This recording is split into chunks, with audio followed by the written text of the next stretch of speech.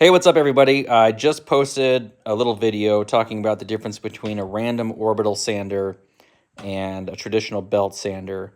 Talked about the grains and the grits of sanding pads and discs and sizes and functions and features and belt sanders and why you might want to use one or the other. And I've got my little finger pointer here I'm pretty stoked about.